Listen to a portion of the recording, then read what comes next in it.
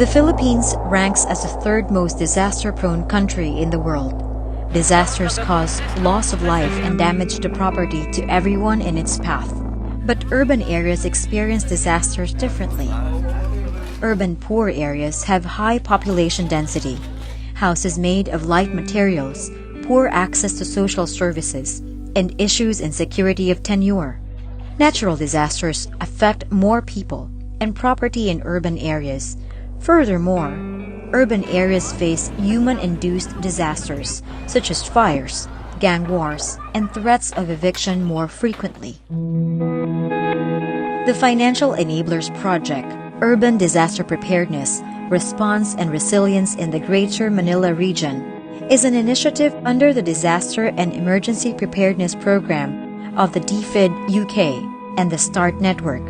The FE project in the Philippines is led by Oxfam in partnership with Christian Aid and Tier Fund. Ang tawag namin sa project ay Urban Disaster Preparedness and Response. It's a consortium project of NCR-based members of the Philssa network. The project had 4 demonstration areas: Barangay Baseco in Manila, Barangay Tandangsora in Quezon City, Damayan and Lupang Arenda in Taytay, and Barangay Coloong and Barangay Mapulang Lupa in Valenzuela. These communities were chosen because they are priority areas of the consortium members. Pag narinig namin disaster, talagang nagkakaroon na po kami phobia. Yung bahay po kasi namin dati, buong bahay po yun na wash out po kami. So ang tawag namin talaga doon, ayan na yung disaster, so nagpapanik na po kami lahat dito. Akala namin dati pag sinabing hazard o panganib, yun lang yung baha, yung bagyo, sunog, lindol. Hindi namin na-realize na yung problema sa eviction ay isa rin palang hazard na nakaamba sa amin sa araw-araw na buhay namin sa community. Ang palagi po namin natatanggap ng mga disaster ay yung typhoon, because Basico kasi ay napalibutan ng tubig. Meron kaming facing Manila Bay, may facing din kami ng Pasig River. So pagdating naman po sa bagyo, palagi po kaming prone ng bagyo. The communities worked with CSO networks, the church, urban poor federations, community-based groups, and the barangay and city government during the project. It was an opportunity for them to make new partnerships or strengthen old ones when it comes to disaster concerns. Nakikita namin part of the resilience of the community, lalo na pagka nagkaroon tayo ng mga disaster, nakikita namin that we have to be ready for such consequences. At ito'y dapat hindi lang nangyayari sa evacuation center, but it should also happen in the communities also, na tinutulungan namin sana na ihanda sa anumang sakuna na mangyayari sa kinabukasan. For this year, we have planned to focus our efforts on engaging the grassroots, the community members or the homeowners association. It is they who are directly affected, and if they will be knowledgeable and capacitated, there is greater chance of survival or avoiding any casualty or destruction of property. Ang focus po ng programang ito ay magkaroon ng preparedness ang mga tao dito regarding po sa earthquake. Dahil alam naman po namin dito lahat na mayroong bantang panganib. So lahat ng peoples or NGO, kami sa LGU ay nagtulong-tulong upang maibigay sa mga tao ang kaalaman, lalong-lalo sa preparedness when it comes to worst case na po pagdating sa disaster. The project began on August 2016, and one of the first activities was a household survey using a new technology called the Kobo Toolbox. Interviewers were chosen from each community. The surveys yielded challenging demographics. Mahalaga ito kasi sa panahon ng kalamidad o sa paghahanda pa lang para sa mga kalamidad, alam na natin kung eksakto kung ilan ang bilang ng isang ng mga tao sa community, ilan ang structures na pwedeng maapektuhan kung sakaling may bagyo, may sunog o may lindol, nasaan yung mga vulnerable sectors at ilan sila, para sa paghahanda at sa panahon ng sakuna, pinpointed agad kung sino at saan yung mga tao na kailangang unahin sa panahon ng paglikas. Through data gathering po, nalaman po namin yung mga information about Philssa members and then yung bawat family, bilang ng pamilya po. So if ever po may mga ma-assess po namin sila agad if ever po magkakaroon ng sakuna. After the survey, the communities were taught to identify the hazards in their respective areas. Nag-umpisa po kami sa hazard mapping. Tinalakay po doon kung saan nanggagaling po ang tubig papunta sa lugar namin. Tinalakay din po doon kung sino yung mga madadaanan ng peligro kung sakaling may dumating na malaking peligro.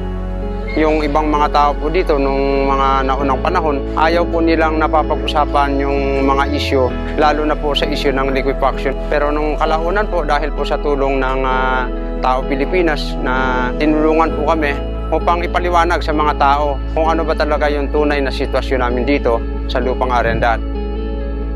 The Technical Resource Group within the consortium gave trainings and seminars to the community leaders, who in turn shared their knowledge to the rest of the community.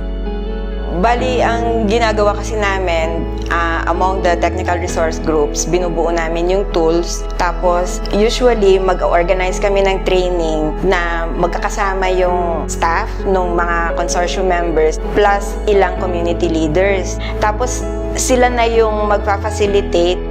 Binababa po muna namin sa GA or sa General Assembly namin yung mga natututunan po namin through seminars, trainings, and other activities po. And then pagka naibaba na po namin sa kanila, so mayroon na po silang kaalaman. Yung if ever po mayroong sakuna, nai-apply po namin yung natutunan po namin.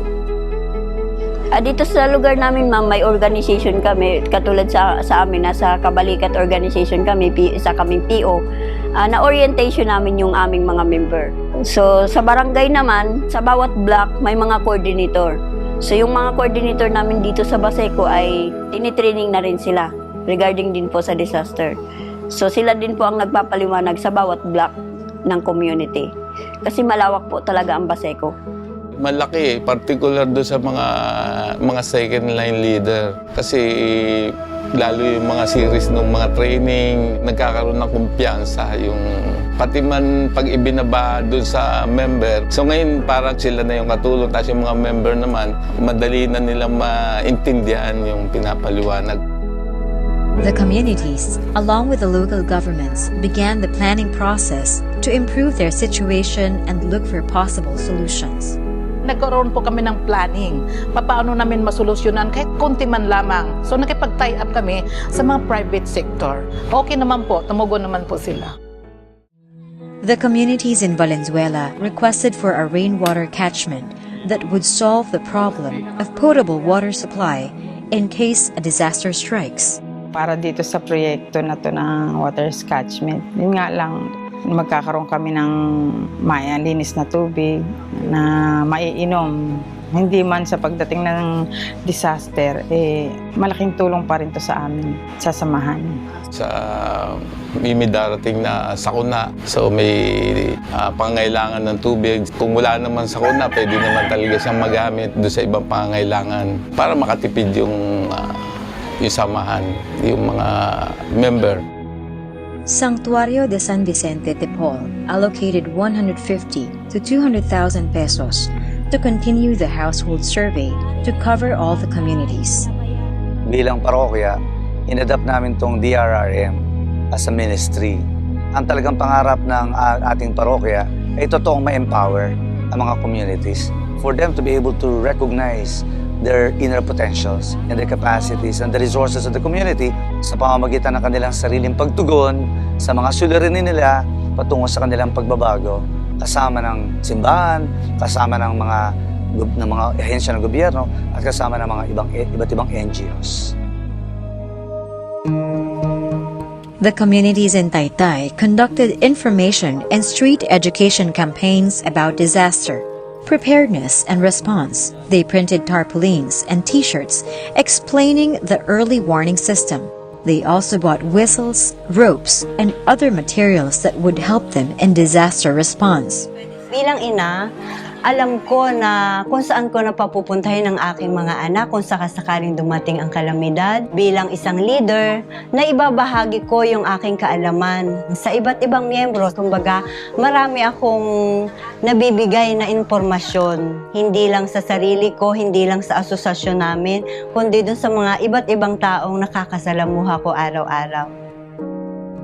Involved din po ako sa pagpapacilitate ng street education sa mga bata. How to first aid, magta-transfer po nung victim to safety area. Paano, sa earthquake po kasi yun yung scenario. Kung paano yung proper way na duck, cover, and hold.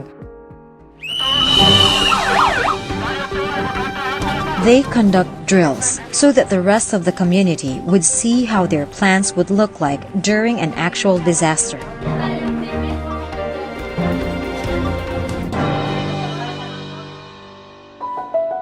Through these activities, the communities changed their attitude towards disasters. They became more empowered and proactive. Yung knowledge and skills, di ba, mga usual output yan. Pero yung attitudes talaga, yung pagbasag ng attitudes, it's really harder to see and measure.